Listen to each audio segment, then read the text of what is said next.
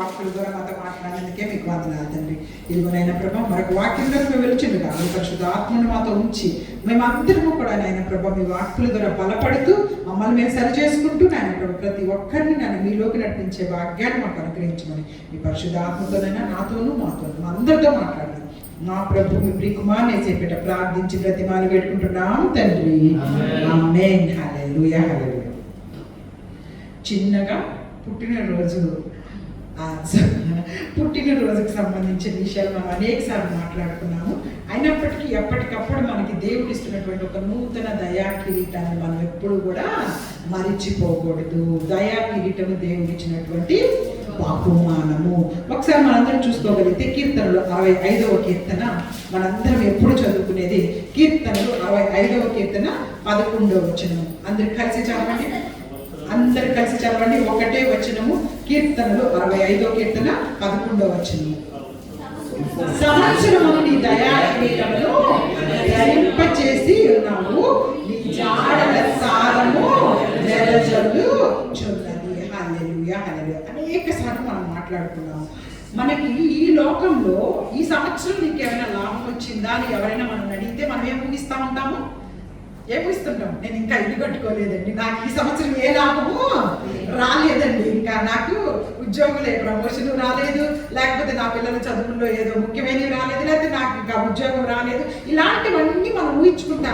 ఈ సంవత్సరం మీకు ఏమైనా మేలు జరిగిందా అంటే తక్కువ మనం ఏమంటాం? మనం ఏమీ జరగలేదు, ఈ సంవత్సరం చాలా కష్టంగా గడిచిపోయిందండి ఈ సంవత్సరం నాకు అని మాట్లాడతాం. కానీ దేవుడు చెప్తున్నారు, అసలు ఆ సంవత్సరం అనేదే నీకు ఇచ్చింది నేనే దయా కిరీటము. నా దయ ద్వారా నీకు నేను ఇచ్చిన ఒక క్రౌన్, ఒక పెద్ద కిరీటాన్ని నీకు ఇచ్చాను ఆ సంవత్సరం అనేది. కాబట్టి మనము ఒక సంవత్సరంలోకి అడుగు పెట్టాము అంటేనే ఆ సంవత్సరం చూడకుండా రేపు పుట్టినరోజు ఉంటే ముందు రోజు రాత్రి చచ్చిపోయిన వాళ్ళు తెలియదా మీకు అందరికీ? అనేక మందిని మనం ఈ లోకంలో చూస్తూ ఉంటాం. కాబట్టి దేవుడు ఇచ్చినటువంటి ఆ దయా కిరీటంను మనం ఎలా ఉపయోగించుకుంటూ ఉన్నాం.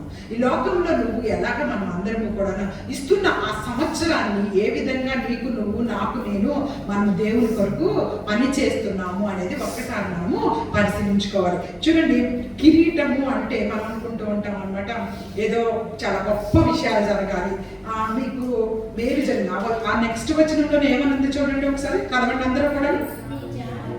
నీ జాడుల సారము వెదజల్లుచున్నది. హల్లెలూయా హల్లెలూయా. మనకు అందరికీ కూడాను మనము అనేకమైనటువంటి ఆ సంవత్సరంలో ఏడ్చిన రోజులు ఉంటాయి, బాధలు ఉంటాయి, దుఃఖం ఉంటా ఉంటుంది, లేకపోతే ఎన్నో ఇబ్బందికరమైన పరిస్థితులు ఎదుర్కొని ఉంటాము. కానీ సంవత్సరం గడిచిపోయిన తర్వాత అవన్నీ ఎలా అయిపోయినాయో మనకే అర్థం కాదు. చూడండి, ఆ సంవత్సరం అంతా ముందేమో అనుకుంటుంటామంట, అయ్యో నాకు సరిగ్గా లేదే ఈ సంవత్సరం, నాకు ఇంకా ఏంటి సరైన ఉద్యోగం రాలేదు, నా పిల్లలు సరిగ్గా లేరు, లేకపోతే నా ఉద్యోగం లేకపోతే ఇంకొకటి బిజినెస్ సరిగ్గా లేదు, ఆరోగ్యం సరిగ్గా లేదని ఆ సంవత్సరం మొదట్లో మనం చాలా రకాలుగా ఆలోచించుకుంటూ ఉంటాం. కానీ ఆ సంవత్సరాలు గడిచిపోయి వచ్చేసినాయా మనం ఎలాగో వాటి అన్నింటినీ ఎదుర్కొని వచ్చేసాము. మన తర్వాత ఆలోచిస్తే ఎలా అబ్బా అంత భయంకరమైన పరిస్థితి నుంచి నేను బయటకి వచ్చాను అని మనం ఆలోచన చేసుకుంటుంటే చాలా సంతోషంగా అనిపిస్తుంది కదా. మనకు అందరికీ కూడా దేవుడు అదే తెలియపరుస్తున్నాడు. మనకు వచ్చే బాధలు, మనకు వచ్చే కష్టాలు, మనకు వచ్చే ఇబ్బందులు ఇవన్నీ శాశ్వతము కాదు, నా ప్రేమ శాశ్వతము. హల్లెలూయా హల్లెలూయా. మీ మీద నా ప్రేమ ఎల్లప్పుడూ కూడా ఉంటది. కాబట్టి ఈ బాధలు, కష్టాలు, ఇబ్బందులు వచ్చినాయి అని చెప్పి మీరు ఎవ్వరూ కూడా కృంగిపోవాల్సిన పని లేదు. ఆ సంవత్సరాన్ని ఎలా అయినా సరే ఆయన ఏం చేయాలనుకుంటున్నాడు? మేలుతోటి నింపాలనుకుంటున్నాడు. మేలుతో మన హృదయాలను తృప్తిపరచాలనుకుంటున్నాడు. మళ్ళీ మేలు అనగానే మన జీవితాల్లో మళ్ళీ ఈ డబ్బులు, మళ్ళీ ఈ పదవులు, లేకపోతే మళ్ళీ ఇవే గుర్తురాకూడదు. మేలుతో చెప్పడము అంటే మేలుతో తృప్తిపరచడం అంటే ఏంటంటే నిన్ను అనేక ప్రమాదాల నుంచి రక్షించలేదా? అనేకమైనటువంటి ప్రయాణాలు నువ్వు చేస్తూ ఉన్నప్పుడు ఆ ప్రయాణాల నుంచి నువ్వు ఏదైనా కాపాడబడతా ఉన్నావు.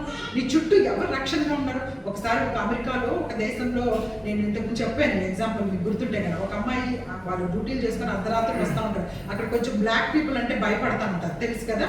వీళ్ళు కొంచెం బ్లాక్ పీపుల్ గబుక్కున దోచుకుంటుంటారు అనమాట. వీళ్ళు అర్ధరాత్రులు నిలబడేసేసి ఎక్కువ డ్రగ్స్ అవి తీసుకుంటారు, కాబట్టి ఎక్కువ ఎక్కువ డ్రగ్స్ అవి తీసుకుంటుంటారు కాబట్టి వాళ్ళంతా కూడాను నైట్స్ దోచుకుంటానికి రెడీగా ఉంటుంటారు అనమాట. ఒక అమ్మాయి పాపం చాలా అర్ధరాత్రి దాటిపోయిందంట. వాళ్ళు ఎప్పుడు వాళ్ళ నాన్నగారు వచ్చి తీసుకెళ్ళేవాళ్ళు. ఆ రోజు రాలేకపోయేసరికి తను ఆ యొక్క రోడ్డు మీద నుంచి వెళ్ళాల్సిన ప్రమాదకరమైన పరిస్థితుల నుంచి వెళ్తూ ఉందనమాట. చాలా భక్తురాలు దేవుణ్ణి ప్రార్థించుకుంటూ ఇక్కడ ఏం జరగకూడదని ఆమె అనుకుంటున్న విధంగానే దూరం నుంచి చూస్తే వాళ్ళు చాలా మంది అక్కడ నిల్చొని ఉన్నారంట. నిల్చొని ఉన్నారు. అమ్మో ఇప్పుడు వీళ్ళందరూ ఉన్నారంటే ఖచ్చితంగా నాకేం ప్రమాదం జరుగుతుందో అనుకుని భయపడుకుంటూనే దేవుని జీసస్ని పేరు తలంచుకుంటూ వెళ్ళిపోతే వాళ్ళు ఎవ్వరు ముట్టుకోలేదు. ఆమె ఏం అనలేదంట. ఆమె దాటి వెళ్ళిపోయింది, ఇంటికి వెళ్ళిపోయింది. తెల్లవారుజామున తర్వాత రోజు వార్తల్లో చూస్తుంటే వేరే ఎవరినో వాళ్ళు ఆ యొక్క గ్యాంగ్ చంపేసినట్టు అక్కడ పరిసర ప్రాంతాల్లో న్యూస్లోకి వచ్చిందనమాట. అప్పుడు వాళ్ళ నాన్నగారికి చెప్పిందంట, నాన్న వీళ్ళే నిన్న అక్కడ ఉన్నారు, కానీ దేవుని దయ వల్ల నన్ను ఏమి వాళ్ళు చేయలేదు, మరి ఆమెని ఇలాగా చేశారు అంటే ఆ నాన్నగారికి ఆ తర్వాత కొన్ని రోజులకి అతను జర్నలిస్ట్ అనమాట. అతనికి ఇంటర్వ్యూ చేసేటటువంటి హక్కు అక్కడ వచ్చిందట ఈ జైల్లో ఉన్న వాళ్ళని. కరెక్ట్గా వీళ్ళే ఉన్నారంట. వీళ్ళే ఉన్నప్పుడు వీళ్ళతో మాట్లాడుతూ అడిగారంట. అడిగినప్పుడు అయితే అతను వాళ్ళ నాన్నగారు అడిగారంట, అప్పుడు ఒక గంట ముందే నా కూతురు అదే రోడ్లో వచ్చింది, అయితే మీరు నా కూతుర్ని ఏమి చెయ్యలేదు, నేను చాలా దానికైతే రుణపడి ఉంటాను, కానీ మీరు నెక్స్ట్ చేసిన పనికి మాత్రం మీకు శిక్ష పడుతుందని ఈ విధంగా మాటలు కలుపుతూ ఉన్నప్పుడు నీ కూతురు అసలు ఎక్కడ ఒక్కతే వచ్చింది అని చెప్పేసి వాళ్ళు అడిగారంట. ఇదిగో ఈమె నా కూతురు ఆ రోజు అటువైపు వచ్చిందని చూపిస్తే అప్పుడు ఆయన అన్నారంట, నీ కూతురు అక్కడ ఎప్పుడు ఒక్కతే రాలేదే, ఆమె చుట్టూ పెద్ద పెద్ద యోధుల్లాంటి 4 మనుషులు ఉన్నారు, అందుకే మేము ఆమెనేమి చెయ్యలేదు అన్నారంట. హల్లెలూయా, హల్లెలూయా. దేవుని యొక్క రక్షణ, ప్రొటెక్షన్ అనేది మనకు కనపడదు. మనకు కనపడినంత మాత్రాన మన చుట్టూ ఏమీ లేదనుకోవడానికి వీలు లేదు. దేవుడు ఇదిగో నీ పాదాలకు రాయి తగలకుండా నేను నా దేవదూతలకు ఆజ్ఞాపిస్తున్నానని చెప్తున్నాడు.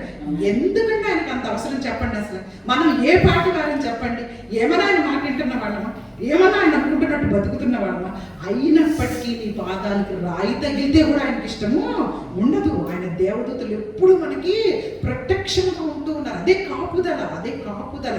చూడండి, అది మనకి కనపడాల్సిన పని లేదు. ఆయన మనకు కనపడట్లేదు కాబట్టి ఆయన పని చేయడం ఆపేశాడని ఏమీ అనుకోక్కర్లేదు. నీ జీవితంలో, నా జీవితంలో ఆయన పని చేస్తూనే ఉన్నాడు. మన కోసం ఆయన పని చేస్తూనే ఉన్నాడు నిన్ను రక్షించుకోవడానికి. హల్లెలూయా.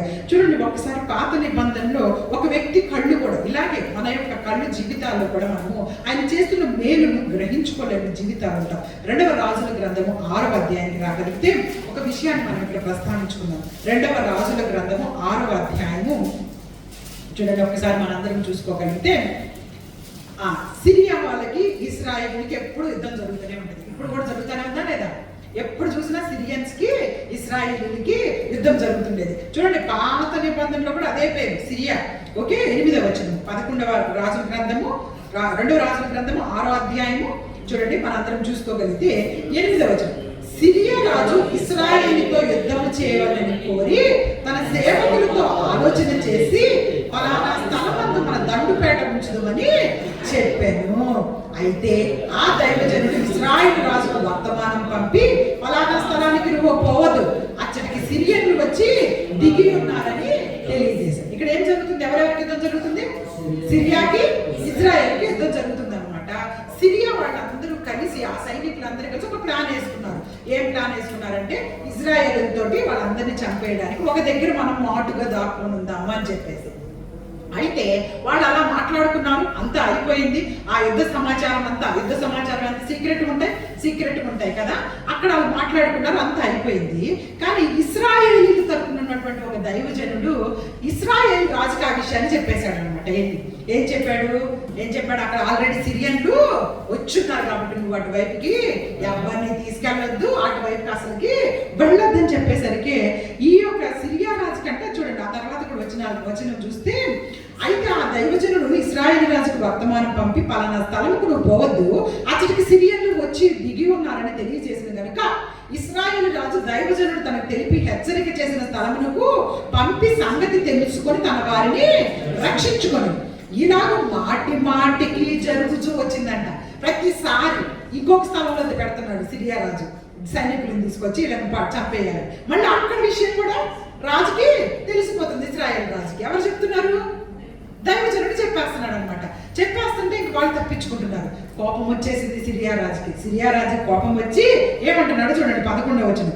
సిరియా రాజు కల్లోల పడి, అంటే కల్లోల పడటం అంటే టెన్షన్ పడతాం కదా మనం, స్ట్రెస్ ఫీల్ అయిపోయాడు అనమాట. కల్లోల పడి తన సేవకులను పిలిచి, మనలో ఇశ్రాయేలు రాజపక్షం వహించిన వారెవరైనది మాకు తెలియజెప్పరాదా అని వారిని అడుగుతాడు. సేవకులందరినీ పిలిచేశాడు. అందరి సైనికులు పిలిచేయమంటున్నాడు, నాకు అర్థమైపోతుంది, మనం ఎక్కడికి వెళ్దాం అనుకుంటే ఆ విషయం వాళ్ళ ముందే తెలిసిపోతుంది. మీలో ఎవరో డబ్బులు తీసుకొని చెప్తున్నారు, ఈ విషయము నాకెవరు చెప్తున్నారు తెలియాలి అని చెప్పేసి మొత్తం సైనికులందరినీ పిలిచి ఒక మీటింగ్ వేసేసాడు అనమాట. అప్పుడు చూడండి, ఆ సేవకులు ఒక అతను చెప్తున్నాడు 12వ వచనం. అతని సేవకులలో ఒకడు, రాజువైన నా ఏలినవాడా, ఇశ్రాయేలు రాజపక్షంలో ఎవరూ లేరు కానీ, మేమెవరూ చెప్పట్లేదయ్యా, మేమంతా నీ పక్షంలో ఉన్నాం కానీ. అక్కడ చూడండి అంత మంచి వచనం చెప్తున్నారు చూడండి. ఇశ్రాయేలున్న ప్రవక్తకు ఎలీషా నీ అంతఃపురమందు మీరు అనుకునే మాటలు ఇశ్రాయేలు రాజుకు తెలియజేస్తున్నాడు. ఒక దైవజనుడు ఉన్నాడు అక్కడ, ఆయన అంతఃపురంలోనే కూర్చున్నా కానీ ఏ విషయమైనా సరే ఆయనకి దేవుడు చెప్పేస్తాడు కాబట్టి అతను తెలియపరుస్తున్నాడు అన్న విషయాన్ని సిరియా రాజుకి చెప్పాడండి. అందుకు రాజు, మేము మనుషులు పంపి అతనిని తెప్పించినట్లు నువ్వు వెళ్ళి అతను ఉండు చోటు చూచి రమ్మని సెలవయ్యగా అతను దోతానులో ఉన్నాడు. ఇంకా సిరియా రాజుకి ఏం ఐడియా వచ్చింది, అసలు వీళ్ళందరినీ చంపేయడానికి ముందు ఎవరిని పట్టుకోవాలి, ఈ చెప్తున్న సమాచారం చెప్తున్నటువంటి ఈ ప్రవక్తని చంపేస్తే మేము ఎక్కడున్నామో ఎవరికి తెలియదు కాబట్టి అతను పట్టుకురండి అని చెప్పేసి కొంతమందిని సైనికులు పంపించారు. ఇక్కడే అసలైన విషయం అన్నమాట మనం వస్తూ ఉన్నాం చూడండి. వాళ్ళందరూ వచ్చారండి. కాబట్టి 14వ వచనం. కాబట్టి రాజు అచ్చటికి గుర్రములు, రథములు, గొప్ప సైన్యమును పంపెను. వారు రాత్రి వేళ వచ్చి నలుదిశల పట్టణమును చుట్టుకొనగా. ఇప్పుడు యుద్ధంలో చేసేటప్పుడు మొన్న కూడా ఏమైపోయింది తెలుసు కదా మనందరికీ. 4 వైపుల నుంచి కూడా వాళ్ళు, అన్ని వైపుల నుంచి కూడాను అవి వేస్తూ ఉంటే డ్రోన్స్ ద్వారాను ఏం చేయగలుగుతాం మనందరివి, బయటికి రావద్దు, ఇళ్లలోనే ఉండండి, ఏ సమయంలో ఏం పడినా కానీ మీరు వెంటనే దగ్గరున్న స్థలాల్లోకి తలదాచుకోండి అనే కదా చెప్తాం. అలాగే ఆ పట్టణం మొత్తం, ఏ పట్టణం, ఇశ్రాయేలు పట్టణం చుట్టూ సిరియా సైన్యము ముట్టడి వేసేసిందంట. ముట్టడి వేస్తే అక్కడ ఇప్పుడు చూడండి 15వ వచనం. దైవజనుడి యొక్క పనివాడు పెందలక్కడే లేచి బయటకు వచ్చినప్పుడు గుర్రములు, రథములు గల సైన్యం పట్టణం చుట్టుకొని ఉండుట కనపడింది.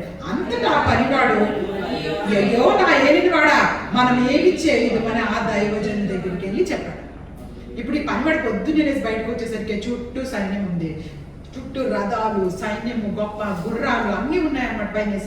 భయమేసి పనివాడికి వెంటనే లోపలికి వెళ్ళి ఆ దైవజనుడితో ఏం చెప్తున్నాడు, అయ్యా ఇప్పుడు మనం ఏం చేద్దాం, ఆల్రెడీ వాళ్ళందరూ చుట్టూ వచ్చేసరి ఇక మన పరిస్థితి ఏంటి, చచ్చిపోవటమే అని చెప్పేసి లోపలికి వెళ్ళి చెప్పినప్పుడు దైవజనుడు మాట్లాడుతున్న ఆ గొప్ప మాటలే ఈ దినం మనందరికీ ధైర్యం ఇచ్చేటటువంటి మాటలు చూడండి. అతడు భయపడవద్దు, మన పక్షంలో ఉన్నవారు వారి కంటే అధికులు ఉన్నారని చెప్పి యెహోవా చిన్న ప్రార్థన చేశాడు. ఒక చిన్న ప్రార్థన ఆ దైవజనుడు దేవునికి చేశాడు. ఏం చేశాడు అంటే, యెహోవా వీడు చూచున్నట్లు దయచేసి వీని కళ్ళు తెరువమని ఎలీషా ప్రార్థన చేయగా యెహోవా ఆ పనివాని కండ్లను తెరువ చేశాను గనక వాడు ఎలీషా చుట్టూ పర్వతము అగ్ని గుర్రముల చేత రథముల చేత నిండి ఉండుట చూచెను. హల్లెలూయా, హల్లెలూయా. చూడండి ఎంత గొప్ప అద్భుతము. ఇందాక ఆ పాపని ఎలా కాపాడాడు దేవుడు. 4 యోధులు ఆ పాప చుట్టూ ఉన్నారు అర్ధరాత్రి సమయంలో. కానీ ఇక్కడ చూడండి, ఆ పనివాడు అయ్యా ఇట్లా భయపడిపోతూ వచ్చి చెప్పగానే వెంటనే దేవుడికి ఎలీషా ఏమని ప్రార్థించారు, నా పనివాడు కళ్ళు తెరువయ్యా. అంటే ఇప్పుడు వరకు కళ్ళు లేవా ఆయనకి? మీకు ఇక్కడ ప్రశ్న అదే, ఆయన కళ్ళు ఉన్నాయా లేదా? బయటికి వెళ్ళి సైనికులందరినీ చూసి వచ్చాడా లేదా ముందే? ఇప్పుడు కళ్ళు తెరవమంటే ఏ కళ్ళు? ఆత్మీయ కళ్ళు. హల్లెలూయా, హల్లెలూయా. ఈరోజు మనందరికీ కావాల్సిందే అదే. మన కళ్ళు మూసుకొని పోయినాయి అంటే ఏదో ఇప్పుడున్న కళ్ళు మూసుకున్నాయని కాదు. వీటితో మనం చూడకుండా అని బాగానే చూస్తాం, వీటితో చేయకుండా అని బాగానే చేస్తాం. కానీ అసలైన ఆత్మీయ కళ్ళు ఏమైపోయినాయి? మూసిపెట్టేసుకున్నాం అనమాట. అందువల్లనే మన చుట్టూ దేవుడు ఎంత రక్షణలో ఉన్నాము, ఎంతగా ఆయన మన కొరకు పాటుపడ్డారు. ఆయన ప్రతి రక్తపు బొట్టుతో విలువ పెట్టి మనల్ని కొనుక్కున్నారు. ఉచితంగా కృపను అనుగ్రహిస్తున్నారు. ఇవన్నీ మన ఆత్మీయతలకి కనపడవు. మనకి ఎంతసేపటికి మనకి ఏదైనా జీతంలో ప్రమోషన్ రావాలి, లేకపోతే ఇల్లులు కట్టుకోవాలి, లేకపోతే అవి రావద్దని అంటలేదు. అవి దేవుడు ఎలాగో అనుగ్రహిస్తాడు. ఎప్పుడు నువ్వు నిజంగా ఆత్మీయ స్థితిలో దేవునితోటి సంబంధం కలిగి ఉంటే. హల్లెలూయా, హల్లెలూయా. నిన్ను విడిచిపెట్టేటటువంటి దేవుడు కాదండి. విడిచిపెట్టాలి అనుకుంటే నువ్వు చేసిన చిన్న తప్పుగా ఎప్పుడో తీసేసేయచ్చు ఈ లోకంలో నుంచి. నిన్ను ఇంకా ఇన్ని తప్పులు చేస్తున్నా నన్ను నిన్ను ఉంచుతున్నాడు అంటే అర్థం ఏంటంటే ఆయనకి నిన్ను నన్ను తీసేయడం పని కాదు, నిన్ను నన్ను మార్చుకోవటమే ఆయన పని. హల్లెలూయా. తప్పిపోయినటువంటి ఒక గొర్రె పిల్ల కోసం ఆయన ఆశపడుతూ ఉంటారు. ఆ తప్పిపోయిన గొర్రె వచ్చి మందలో కలిస్తే ఆ గొర్రె పిల్లనంట భుజం మీద వేసుకొని వెళ్తాడంట. హల్లెలూయా, హల్లెలూయా. ఈ 99 గొర్రెలు ఆయనతోనే ఉన్నాయి. ఆ 99 గొర్రెల కంటే తప్పిపోయి తిరిగి వచ్చిన నువ్వు నేనంటే ఇష్టం ఆయనకు. హల్లెలూయా, హల్లెలూయా. ఆ గొర్రె పిల్లని భుజం మీద తీసుకొని నడిపిస్తాడు. కాబట్టి మనం తప్పిపోయిన పరిస్థితిలో ఉన్నాము, పడిపోయిన స్థితిలో ఉన్నాము, తిరిగి రమ్మని పిలుస్తున్నాడు. అలానే ఆ స్థితిలో ఉండిపోకండి. ఆ స్థితిలో ఉండటానికి కారణం మీకు ఈ జీవితం ఇచ్చింది. ఇంకో నూతన దయా కిరీటాన్ని మీకు ఇస్తుంది. ప్రతి సంవత్సరం కూడా పడ్డారు, కరెక్టే, ఏం పర్వాలేదు, నా దగ్గరకు వచ్చి ఒప్పుకున్నారు. కాబట్టి నేను మరలా మీకు కొత్త జీవితాన్ని నేను మీకు అనుగ్రహిస్తాను. కాబట్టి నా చేయి పట్టుకోమని దేవుడు పిలుస్తున్నాడు. ఎవరు పిలుస్తారు చెప్పండి? ఒక్కసారి నిన్ను ఎవరైనా ఈ లోకంలో మోసం చేస్తే మళ్ళీ పిలుస్తుంటే వెళ్తారా మనం? మళ్ళీ మోసం చేయించుకోవడానికి వెళ్ళి కూర్చుంటాము. వాళ్ళతోటి వద్దులే భయపడుతుంటాం. కానీ మనం దేవుడిని ఎన్నిసార్లు మోసం చేస్తున్నాం చెప్పండి? ఎన్నోసార్లు. ఆయన తెలియదులే అనుకోని మనం ఎన్నో పనులు చేస్తూనే ఉంటాము. అయినప్పటికీ నిన్ను నన్ను విడిచిపెట్టకుండా మరొక నూతన దయా కిరీటాన్ని ఇచ్చి నా దగ్గరికి రమ్మని పిలుచుకునే దేవుడు ఎవరుంటారండి బాబు? కాబట్టి అర్థం చేసుకుందాం మనం ఈరోజు మన జీవితాలు. అక్కడ చూడండి, కనులు తెరవమంటూ ఉంటే వెంటనే అంట అతని కనులు తెరవబడ్డాయి. ఆ కనులు అంటే ఆత్మీయ కళ్ళు తెరిస్తే ఏం కనపడుతుందో చూడండి. ఎలీషా చుట్టూ పర్వతాలు, అగ్ని, గుర్రముల చేత, రథముల చేత నిండి ఉండుట చూచెను. ఎలీషా గారి చుట్టే కాదు, మన చుట్టూ కూడాను అగ్ని రథములతో, గుర్రములతో దేవుడు కావలి కాస్తున్నాడు. సాతానుడు మన దగ్గరికి రానియకుండా. హల్లెలూయా, హల్లెలూయా. ఈ దినం నువ్వు చేసుకుంటున్న ప్రతి పనిలో కూడా నువ్వు జాగ్రత్తగా బయటకు వస్తున్నావంటే అర్థము దేవుడు నీ చుట్టూ ప్రొటెక్షన్ ఏర్పాటు చేశాడు. కాబట్టి ఎన్నిసార్లు పిలుస్తున్నా ఇంకా ఆయన మనం సరిగా అర్థం చేసుకోకపోతే ఆయన విడిచిపెట్టేటటువంటి దేవుడు కాదు, కానీ నిన్ను మార్చుకోవడానికి ఆయన ప్రయత్నం చేసేటటువంటి దేవుడు. హల్లెలూయా, హల్లెలూయా. కాబట్టి ఈ దినము ఆ ఆత్మీయ కళ్ళు తెరవమని నువ్వు నేను కూడా ఏం చేయాలి? ఒక చిన్న ప్రార్థన చేయాలి. అప్పుడు నీలో భయం ఉండదు. ఇంకా నీకు ఇంకా ఏంటి, నాకు ఇంకా ఏంటి, నా జీవితం ఎలా గడుస్తుంది, ఆ రేపేంటి, ఎల్లుండేంటి, లేకపోతే నా పిల్లలు ఏమైపోతారు, లేకపోతే నేను చనిపోయి సడన్ గా కొంతమందికి ఇలాంటి ఆలోచనలు వస్తుంటాయి కదా. ఇలాంటి యజమానులకు, మరి ముఖ్యంగా ఈ కుటుంబ యజమానులకు ఏమో ఆలోచనలు వస్తాయి, నేనేమన్నా అయిపోతే పిల్లలు, నా కుటుంబము ఏమైపోతుందో అని. ఏమైనా సరే దేవుడు అదే చెప్తూ ఉన్నారు, మీకు ఏమి కానివ్వను నేను అస్సలకి. మీరు అలాంటి భయాలు పెట్టుకొని నాకేమైపోతుందో, నా పిల్లలకి ఏమైపోతుందో, రేపేంది, ఎల్లుండి ఏంది అని చెప్పేసి ఆ భయాందోళనను కలిగించి సాతాను మనల్ని ఆయన దగ్గరికి రాకుండా చేయాలని, ఆయన మీద విశ్వాసాన్ని మనకు తగ్గించేయాలని దాని ఆలోచనలు, దాని ప్రయత్నాలే మన ముఖాలు, మన యొక్క హృదయాలలోకి తీసుకొచ్చేస్తూ ఉంటుంది అనమాట. అదే దేవుడు చెప్తూ ఉన్నారు, అది అలా భయపెడుతూనే ఉంటుంది. దాన్ని నేను ఆల్రెడీ ఏం చేశారు, యేసయ్య సిలువలో చెత్త కొట్టేసాడు. ఆయన సాతానుని, మరణాన్ని ఆయన జయించాడు. కాబట్టి దాని గురించి మీరు భయపడద్దు. అది ఆల్రెడీ ఇంతకుముందు కూడా మనం మాట్లాడుకున్నాం కదా. ఏంటి, సర్పం యొక్క తలను ఆయన చిత్తం కొట్టేశాడు. ఇప్పుడు మిగిలింది తోక. ఇంకా తోకలో కొంచెం ప్రాణం ఊపుతుంది. తోక అలా ఊపుతుంటే ఆ తోక ఊపిడికి మనం ఏమైపోతున్నాం? ఓ అల్లాడిపోతా ఉన్నాం అనమాట. అది లేచి ఏమి చెయ్యదు, మిమ్మల్ని ఏమీ చెయ్యదు. ఆ ధైర్యంతో మీరు నాకు లేవలేదు, దాన్ని నేను చిత్తగా తొక్కేశాను. అది జస్ట్ తోక ఊపుతుంటేనే మొత్తం లోకం అంతా దానిలో వెనకెళ్ళిపోయి పాపాల్లోకి వెళ్ళిపోతా ఉన్నాం. అది ఏమి చేయలేదు మిమ్మల్ని. అలాంటి ఆలోచనలు ఏమైనా మీకు వస్తున్నావు కానీ సాతాను యొక్క క్రియలకు సంబంధించి వెంటనే దేవుని యొక్క ప్రార్థన చేసేసుకోండి. దేవా, నాకు ఇదిగో ఇలాంటి ఆలోచనలు పెడుతున్నాడు వాడు సాతాను, ఆలోచన నుంచి నన్ను వెంటనే తప్పించేసేయి. లేకుంటే పరిశుద్ధుల సహవాసంలోకి నన్ను తీసుకొని వెళ్ళిపో, విశ్వాసుల దగ్గరికి నన్ను నడిపించు, లేకపోతే ఒక మంచి ఆ యొక్క వాక్యాన్ని వినిపించు అని మనం కనుక ఒక చిన్న ప్రార్థన. అలా కాకుండా నేను దానిలోనే ఉంటాను అంటే ఉండిపోయిక అంతే. అలా తప్పించుకోవడానికి మనము ప్రయత్నము చేయాలి. నువ్వు కొంచెం ప్రయత్నం చేస్తే మిగతాది ఆయన లాగేస్తాడు. నువ్వు అసలు ఏ ప్రయత్నము చేయకుండా దానిలోనే ఉండటానికి ఇష్టపడితే మనకు అనేక సార్లు తెలుసు, యేసుక్రీస్తు ప్రభు వారు మెల్లని స్వరంతో మన హృదయం దగ్గర నుంచి బ్రదర్ చెప్పారు కదా, ఆయన చక్కగా మెల్లని స్వరంతో నువ్వు అనుమతిస్తేనే వస్తాడు, బలవంతంగా రాడు. ఆయన అంత స్వతంత్రం ఇచ్చాడు మనిషికి.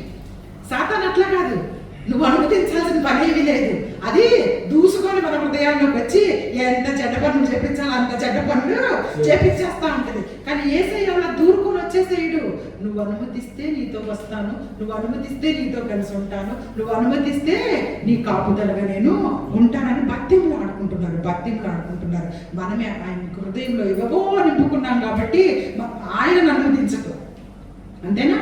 మన హృదయంలో ఏవేవో నింపుకున్నాం కాబట్టి ఆయన అనుమతిస్తే ఇవన్నీ తెలిసిపోతాయి కదా మన హృదయంలో ఉన్నవన్నీ. అందుకని మనం అనుమతించలేకపోతా ఉన్నాము. కానీ దేవుడు బతిములు ఆడుకుంటున్నారు. కాబట్టి దినము చూడండి, అక్కడ ఆయన కళ్ళు తెరిచినట్లుగానే మనకు కూడా ఒకసారి 2 కొరింథీయులకు 2 కొరింథీయులకు రాసిన పత్రిక దగ్గరికి రాగలిగితే కొత్త నిబంధనలో కూడా ఇదే మాట దేవుడు మనతోటి యేసుక్రీస్తు ప్రభువారు అపోస్తలుడైన పౌలు గారు కూడా పరిశుద్ధాత్మ దేవుడు మాట్లాడుతున్న చూడండి. కొరింథీయులకు రాసినటువంటి పత్రిక 4వ అధ్యాయము 4వ వచనం.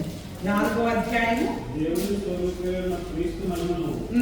దేవుని స్వరూపి అయి ఉన్న క్రీస్తు మహిమను కనపరచు సువార్త ప్రకాశము వారికి ప్రకాశింపకుండా నిమిత్తము ఈ యుగ సంబంధమైన దేవత అవిశ్వాసులైన వారి మనోనేత్రములకు గుడ్డితనము కలుగజేసెను.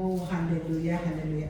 కొరింథీయులకి పత్రికను రాస్తూ అపోస్తలుడైన పౌలు గారు ఏం తెలియపరుస్తున్నారో తెలుసా? అక్కడ ఉన్నటువంటి సంఘంలో లేకుంటే అక్కడ ఉన్నటువంటి విషయాల్లో క్రీస్తును అంగీకరించట్లేదు. క్రీస్తు యొక్క మహిమైన వారు దాన్ని అంగీకరించడానికి ఇష్టం లేని వారితో ఏం మాట్లాడుతున్నారంటే దేవుని స్వరూపి అయి ఉన్న క్రీస్తు. హల్లెలూయా, హల్లెలూయా. నొక్కి మళ్ళీ ఎందుకు చెప్పాల్సి వస్తుంది?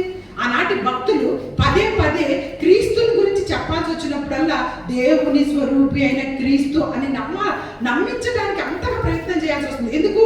క్రీస్తుని దేవుడుగా వాళ్ళు అంగీకరించట్లేదు. ఈనాటికి కూడాను అక్కడ ఉన్నటువంటి సమాజంలో వాళ్ళు క్రీస్తుని దేవుడు అనటానికి ఎన్నో అభ్యంతరాలు, ఎన్నో విషయాలు, ఎన్నో డిబేట్లు, ఎన్నో టాపిక్లు.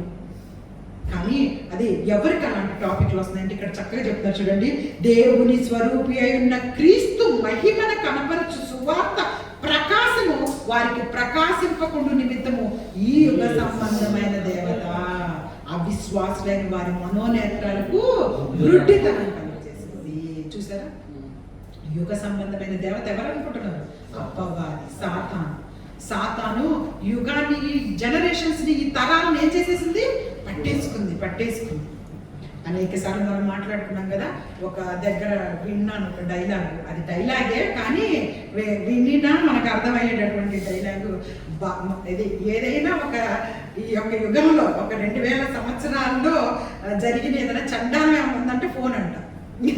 మనిషి ఏదైనా ఒకటి తెలుసుకున్నాడు, ఒక పెద్దది కనిపెట్టాడు, లేకపోతే ఏదైనా ఉందంటే అది ఫోనేనంట.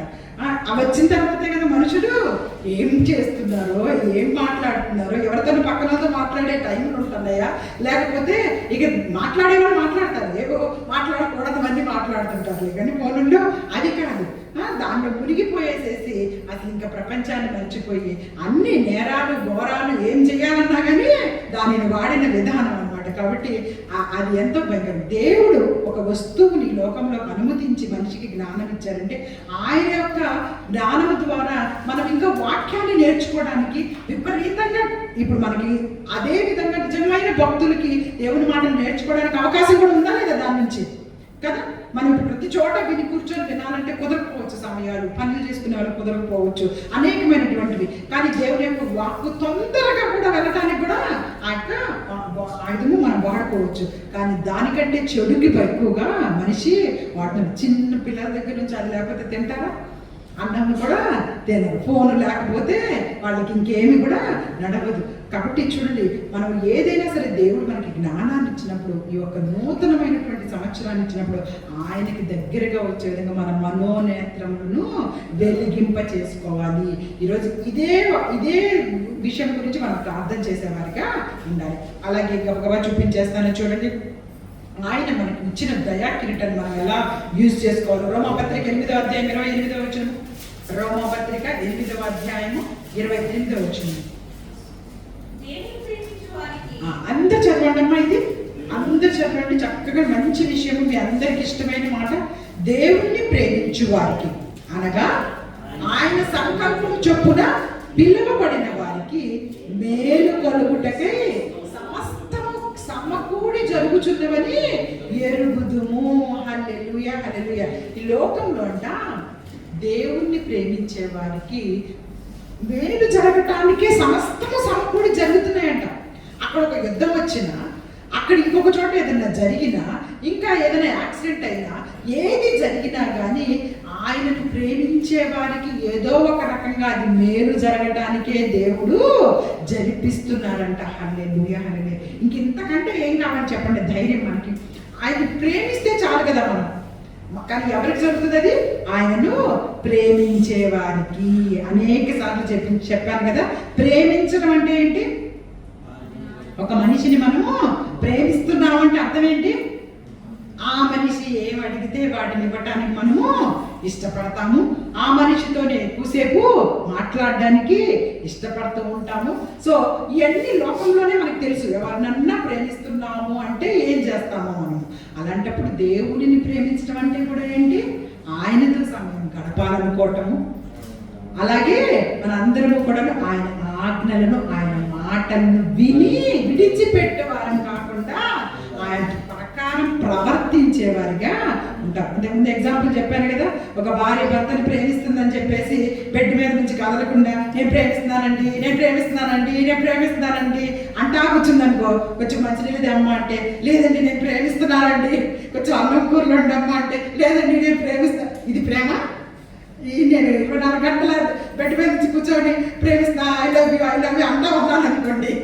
ఆయన గొంతు పట్టుకుంటున్నా, ఆయనకు ఆకలేస్తుందా, అది ప్రేమ అవుతుందా? లేకపోతే ఆయన అడిగింది ఇస్తే ప్రేమ అవుతుందా? కదా. అడిగిన దానికి మనము బద్దులుగా ఉండి కొంచెం ఆయనకు సహాయకారిగా ఉంటే అది నా భార్య నన్ను ప్రేమిస్తుందండి అని చెప్పుకుంటాం. అంతేగాని 24 గంటలు కూర్చొని ఐ లవ్ యూ మనది ఎలా ఉంటుందంటే దేవా దేవా దేవా దేవా ప్రభువా ప్రభువా ప్రభువా ప్రభువా స్తుతి స్తుతి స్తుతి స్తుతి పాటలు పాడుతున్నట్టే ఉంటాం. ఎప్పుడు ఆయన సన్నిధిలో ఉంటున్నట్టే ఉంటాం. ఆయన్ని పిలుస్తున్నట్టే ఉంటాం. కానీ ఆయన ఆజ్ఞలను మాత్రం పాటించే వాళ్ళు ఉన్నాం. దాన్ని ప్రేమ అంటామా? మనకే తెలుసు అది. కాబట్టి ఎవరికి వారమే పరిశీలించుకునేటటువంటి విషయాలు. ఇది ఎవరో మనల్ని పిలిచి చెప్పాల్సిన పని లేదు. దేవుణ్ణి ప్రేమిస్తే ఆయన ఆజ్ఞలను గాయకుంటాము. అప్పుడు అన్ని మన మేలుకే సమస్తము ఈ లోకంలో సమకూడి జరిపిస్తారట. హల్లెలూయా, హల్లెలూయా. ఆయన అంత వాగ్దానం ఇచ్చిన తర్వాత మనం ఎందుకు ప్రేమించకుండా ఉండాలి చెప్పండి? ప్రేమించుదాం దేవుణ్ణే ప్రేమిద్దాము. మనుషుల్ని ప్రేమిస్తే వారు మోసం చేస్తారేమో, కానీ దేవుణ్ణి ప్రేమిస్తే ఆయన ఎప్పుడూ మోసం చేసేటటువంటి దేవుడు కానీ కాదు. హల్లెలూయా, హల్లెలూయా. అలాగే మత్తయి సువార్త 6వ అధ్యాయం 26వ వచనం కూడా చూడండి. మత్తయి సువార్త 6వ అధ్యాయం 26వ వచనము. మన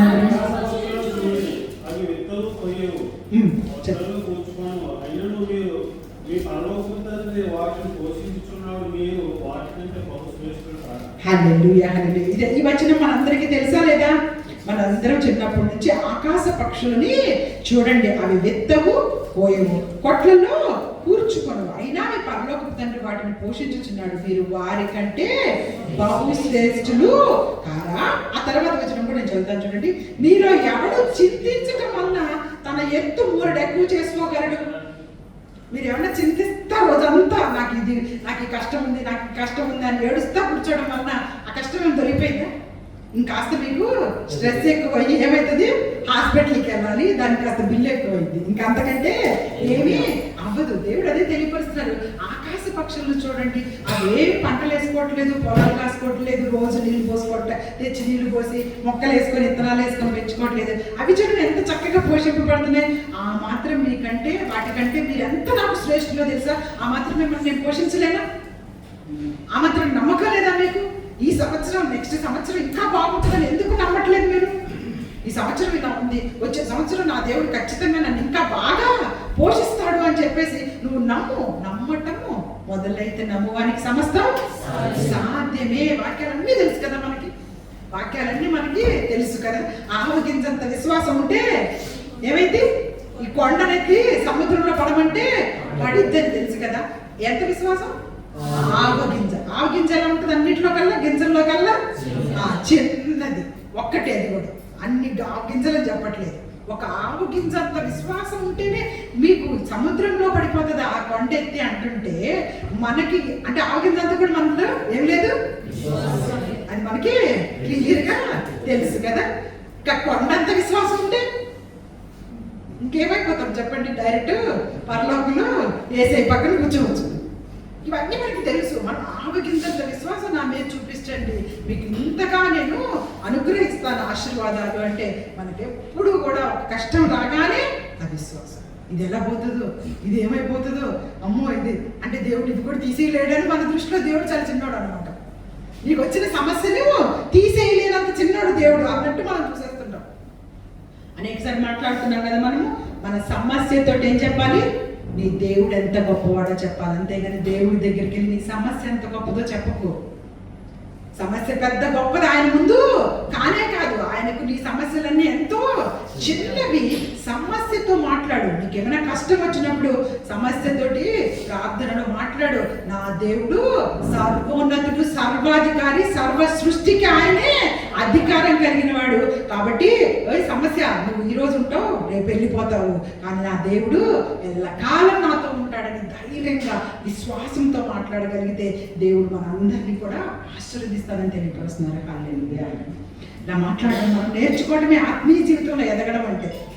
ఎప్పటికప్పుడు వచ్చిన సమస్యను బట్టి కృంగిపోతా ఉంటే మనం ఆత్మీయ జీవితంలో కిందకి వెళ్ళిపోతాం. ఆ సాతాను మన పైన అధికారాన్ని తీసేసుకుంటాడు. ఆ స్థితిలోకి ఎవ్వరూ వెళ్ళకూడదు. అలాగే మరొక వచనం చూపించుకుంటారు. మరొక వచనం చూసుకుందాం చూడండి. మనందరం కూడాను మత్తయి సువార్త అక్కడే 10వ అధ్యాయం 51వ వచనం చూడండి. 10వ అధ్యాయం 51వ వచనం చదవండి. 41. సారీ అది వద్దులేమో. 23 మత్తయి సువార్త 23వ అధ్యాయం 26వ వచనం చూడండి. మత్తయి సువార్త 23వ అధ్యాయం 26వ వచనం. గుడ్డి పరిసయ్యుడా గిన్నెయు పళ్ళెమును వెలుపల శుద్ధి అగినట్టు ముందు వాటి లోపల శుద్ధి చేయము. ఇక్కడ యేసుక్రీస్తు ప్రభువారు ఏం మాట్లాడుతున్నారు? 23వ అధ్యాయం 26వ వచనం. గుడ్డి ఎవరిని అంటున్నాడు? గుడ్డి పరిసయ్యుడా అంటున్నాడు. పరిసయ్యుడు అంటే ఎవరు ఆ రోజుల్లో? పాస్టర్లే. ఈ పాస్టర్లే, బోధకులనే దేవుడు గుడ్డి పరిచయం అంటే. ఇప్పుడు గుడ్డి పరిచయం అంటే ఆయన ఏమన్నా గుడ్డిగా ఉన్నాడా? కళ్ళు లేవని అర్థమా? ఆయన కళ్ళు లేవని కాదు, నీ బోధ నీకు అసలు అర్థం కావట్లేదు, నువ్వేం బోధ చేస్తున్నావో అర్థం కావట్లేదు. ముందు గుడ్డి పరిచయం, నువ్వు గుడ్డోడిలా ఉన్నావు. నువ్వు ఫస్ట్ ఏం చేయాలో తెలుసా? గిన్నె పళ్ళెము వెలుపల శుద్ధి అన్నట్టు ముందు లోపల నువ్వు శుద్ధి చేసుకో. బయటకి నీట్గా కనపడుతున్నావు, బయటకి చాలా బాగా కనపడుతున్నావు, మంచి బోధకుల్లాగా వైట్ అండ్ వైట్ వేసుకొని చక్కగా కనపడుతున్నావు, కానీ లోపల నువ్వు శుద్ధిగా లేవు అని యేసుక్రీస్తు ప్రభువారు ఆ దినాలలోనే పిలుస్తున్నారు. గుడ్డి పరిచయులారా, గుడ్డి బోధకులారా, ఏం చేస్తున్నారు మీరు అని చెప్పేసి. అంటే వాళ్ళందరి కళ్ళు లేవని అంధత్వంలో ఉన్నారని కాదు, కానీ వాళ్ళ బోధ అంధత్వంలో ఉన్నది. మీకు అర్థం కావట్లేదు విషయము, మీరే సరిగ్గా అర్థం చేసుకోవట్లేదు, ఏం చెప్తారు ఇంకా వాళ్ళందరికీ కూడాను అని చెప్పేసి దేవుడు ఈరోజు హెచ్చరింపజేస్తా ఉన్నాడు. కాబట్టి మనందరినీ కూడాను ఇదిగో మీ యొక్క ఆత్మీయ నేత్రాలు, మనోనేత్రాలు ఒకవేళ మూసుకుపోయి ఉన్నాయేమో, మీ చుట్టూ ఉన్న కాపుదలు మీకు అర్థం కావట్లేదేమో, మీ చుట్టూ ఆయన ఏర్పాటు చేసినటువంటి ఏర్పాటు అర్థం కావట్లేదేమో. చూడండి, మనకి వీటి గురించి ప్రార్థన చేయాలి. ఇప్పుడు 2-3 ఎక్కడ నా నామం పేరిట ఉంటారో అక్కడ నేను ఉంటానని తెలియపరిచాను. 2-3 ఉన్నామా ఇక్కడ? ఎంతమంది ఉన్నాం? ఎంతో ఒక 20 మంది దానికన్నా ఉన్నాం కదా. హల్లెలూయా. ఇప్పుడు 20 మంది ఆయన నామం పేరిటనే మొదలు పెట్టుకున్నాం కదా ప్రార్థన, వాక్యంతో మొదలు పెట్టుకున్నాం కదా చక్కగా. అంటే ఆయన సన్నిధి ఇక్కడ ఉందనా లేదా? ఆ భయం ఉందా మనకి ఎవరికైనా? ఆ భయం ఉన్నప్పుడే దేవుడు మనల్ని ఆశీర్వదిస్తాడు. ఆయన సన్నిధి ఇక్కడ ఉందని, ఆయన ఇప్పుడు మనల్ని చూస్తూ ఉన్నాడని, ఆయన కంపల్సరీ మనల్ని గమనిస్తూ ఉన్నాడనే భయము ఉంటే మనకి దేవుడు ఆశీర్వాదాన్ని అనుగ్రహిస్తారు. అలా కాకుండా మన ఫోన్లు, మన వాట్సాప్లు, మన పనులు మనం ఏదో చూసుకున్నా అంటే ఎవరు చూడట్లేదని అనుకుంటుంటాం మనం. కానీ ఆయన సన్నిధి మనను ఎప్పుడు ఆయన చూస్తూనే ఉన్నారనే విషయాన్ని మనము జ్ఞాపకం ఉంచుకోవాలి. కాబట్టి అది ఎప్పుడు వస్తుంది? మన ఆత్మీయ నేత్రాలు వెలిగింపబడ్డప్పుడు, మన మనోనేత్రాలకి గుడ్డితనం లేనప్పుడు, అమ్మో నేను ఇప్పుడు ఎక్కడున్నాను, నా దేవుని సన్నిధిలో ఉన్నాను. నా దేవుని సన్నిధి అంటే నేనే పిలిచాను, ప్రార్థన చేసి అయ్యా నీ పరిశుద్ధాత్మను మా మధ్యలో ఉంచమని పిలిచాను. నా పిలుపు వినగానే ఆయన పరిశుద్ధాత్మని ఆయన పంపించారు. ఇక్కడ ఉన్నారు, ఇప్పుడు ఆయన ఇక్కడ ఉన్నాడు కాబట్టి నేను ఎంతో ప్రవర్తనతో జాగ్రత్తగా ఉండాలని ఎవరికైతే ఆ భయం ఉంటుందో వారి జీవితాల్లో దేవుడు కొత్త సంవత్సరంలో, అంటే కొత్త సంవత్సరం అంటే న్యూ ఇయరే కాదు, మన జీవితాల్లో వచ్చిన ఒక పుట్టినరోజు సంవత్సరాల్లో మరింతగా ఆశీర్వదిస్తాడు. హల్లెలూయా, హల్లెలూయా. అలాగే ఆయన కాపుదల, ఇందాకే తెలియపరుచుకున్నారు బ్రదర్ అంతా అదే మాట్లాడారు. కాపుదల ఆయన ఈ యొక్క సంవత్సరంలో ఆయన కాపుదల బలంగా మనతో ఉండాలంటే మేలుతో హృదయాన్ని తృప్తిపరచడం అంటే ఇందాక చెప్పాను కదా, మేలు అనగానే డబ్బులు, హోదాలు, ఉద్యోగాలు, జీతాలు ఇవి కాదు. మేలుతో తృప్తిపరచడం అంటే నిన్ను రక్షించాడు అనేక ప్రమాదాల్లో నుంచి, నీకు సహాయకారిగా నిలబడ్డాడు పక్కన, నీకు సహాయం చేసే మనుషులను, నువ్వు నీరసంగా ఉన్నప్పుడు, నువ్వు దిగుల్లో ఉన్నప్పుడు, నువ్వు అసలు ఈ పని నేను చేయలేనేమో అనుకుంటున్నప్పుడు ఎవరో మనుషులు వచ్చి నిన్ను ఓదార్చారు, నీతో మాట్లాడారు, నీతో పాటు ఉన్నారు. అదంతా ఎవరు చేశారు? దేవుడు కథ చేసింది.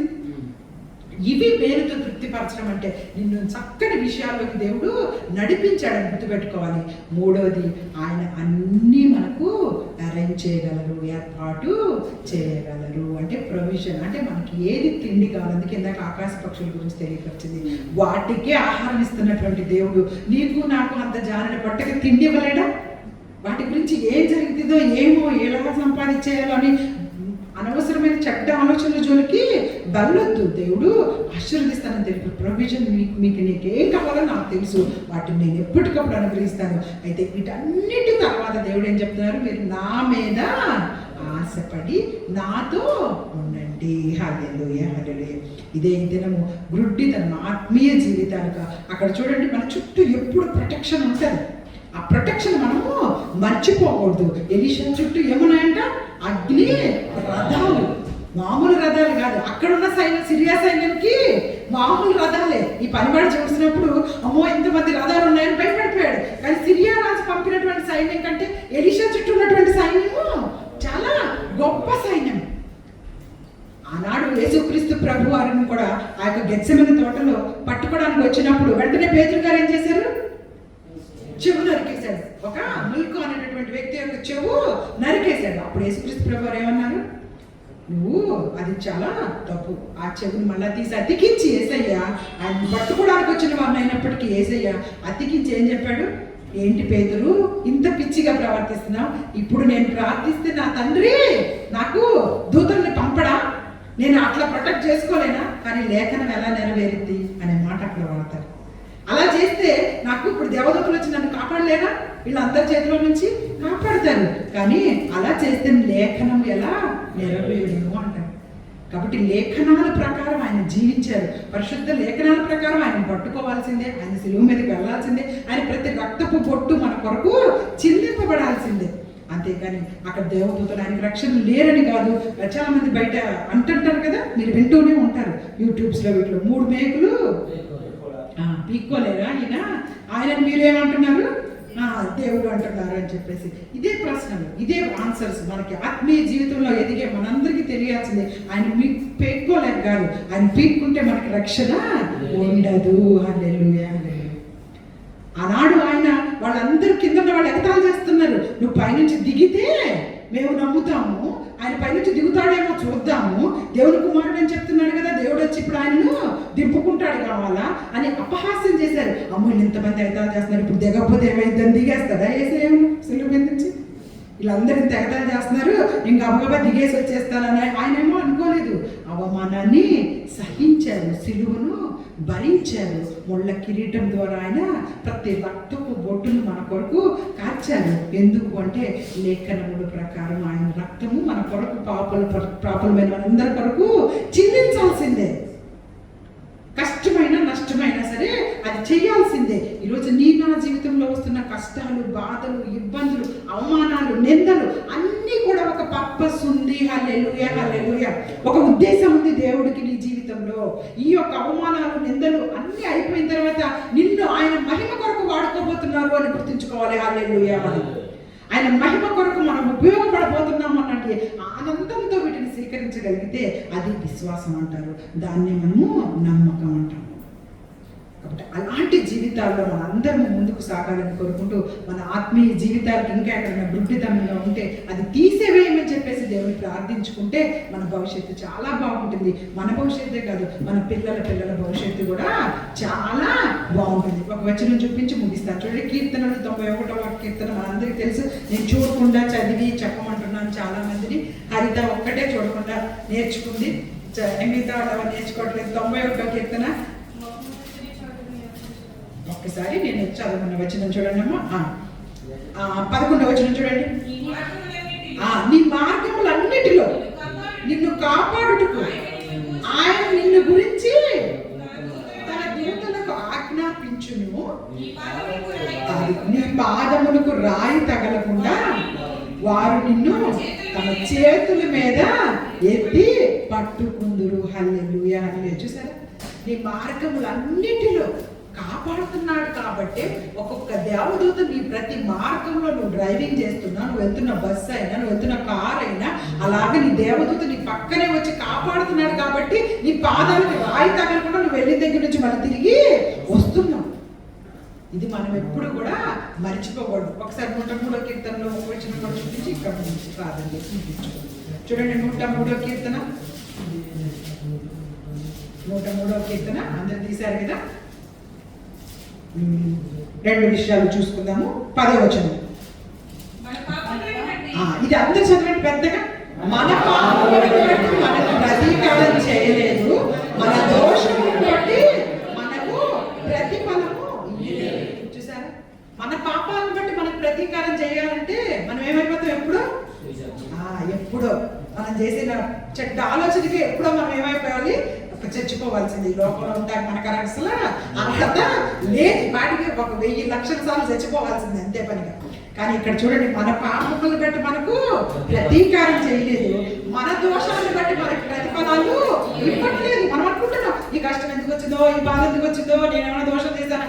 నీ దోషాలను బట్టి ఇవ్వాలంటే అసలు దీనికంటే చాలా ఇవ్వాలి. కానీ అంటే ఇవ్వట్లేదు ఆయన. మన దోషాలను బట్టి మనకు ప్రతిఫలం ఇయ్యలేదు. ఇంకా చూడండి, భూమి కంటే ఆకాశం ఎంత ఉన్నతంగా ఉందో ఆయన ఎందుకు భయభక్తులు గలవారంటే ఆయన కృప అంత అధికంగా ఉందా.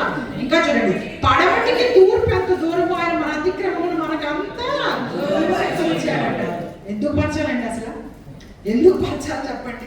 మనం ఏమో ఆయన మాట లేదు. పడమటికి తూర్పు అవి రెండు ఎక్కడ ఉంటాయి? ఆపోజిట్ ఉంటాయి. ఇది దాంతో కలవదు ఎప్పటికీ, అది దీంతో కలవదు. పడమటికి తూర్పు ఎంత దూరమో అంత దూరం మన అతిక్రమాలు తీసి పడేస్తున్నాడు. నువ్వు ఎప్పటికప్పుడు అతిక్రమాలు చేస్తున్నా వాటిని అంత దూరపరుస్తూనే ఉన్నాడు, మనకి దూరపరుస్తూనే ఉన్నాడు. ఆయన కూడా వాటిని గుర్తు పెట్టుకొని ప్రతీకారం చేద్దామనేది చేయటం లేదు. ఎంత గొప్ప మాట. ఇంకా ఆ ఒక్క విషయం కూడా మనం చూస్తే కనుక చూడండి, 17వ వచనం చూడండి. ఆయన నిబంధనలు గైకొనుచు ఆయన కట్టడలను అనుసరించి నడుచుకున్న వారి మీద, యెహోవా యందు భయభక్తులు గల వారి మీద ఆయన కృప యుగయుగములు నిలుచును. ఆయన నీతి వారి పిల్లల తరముకు నిలుచును. ఆయన ఎందుకు భయభక్తులు కలిగి ఉంటే చాలండి. ఆయన కోరుకుంటుంది ఇంక పెద్ద ఏం కాదు. ఆయన ఎందుకు భయభక్తులు కలిగిన వారి మీద కృప యుగాలు. నీకున్న 67-70 వయసు వరకే కాదు, యుగాలు ఆయన కృప ఉంటుందట నీ మీద. నీ పిల్లలకు కూడా ఆయన నీతి ప్రకారం ఆయన మనం చూస్తారు. ఆయన నీతి గొప్పదా కాదా? ఆయన నీతి ప్రకారం చూస్తారు. మన నీతి ప్రకారం మన పిల్లలకి ఇస్తానని చెప్పట్లా. మీ నీతి ప్రకారం మీ పిల్లలకి నేను తీర్పు తీస్తాను అంటున్నా. ఆయన నీతి ప్రకారము వారి పిల్లల తరం మీదకు నిలుపుతారంట. హల్లెలూయా. కాబట్టి ఆయన భయభక్తులు కలిగిన జీవితాన్ని 1 సంవత్సరం ఇచ్చారు అంటే రోజు నా పుట్టినరోజు ఆయన నన్ను నేను హెచ్చరించుకుంటూ మన అందరికీ తెలియపరుస్తున్నది. ఒక నూతన దయాకిరీటం మన జీవితాల్లోకి దేవుడు ఇచ్చాడు అంటే ఖచ్చితంగా ఉద్దేశం ఉంది. కాబట్టి మీ మీద ఆయన ప్రణాళిక ఉంది. కాబట్టి ఆ ప్రణాళికలో మన అందరము కూడాను మన ఆత్మీయ నేత్రాలను మూసుకుపోకుండా, గురుడితనంగా ఉండకుండా ఎప్పటికప్పుడు మనం ఇంకా ఉత్తేజంతో ఆయన సన్నిధిలో నిలవాలని కోరుకుంటూ ఆయన ఆయనతోనే సహవాసం చేయాలని కోరుకుంటూ ఇచ్చిన వాక్యాన్ని దేవుడు ఆశీర్వదించి దీవించును గాక. God bless you all. God bless you all. Amen.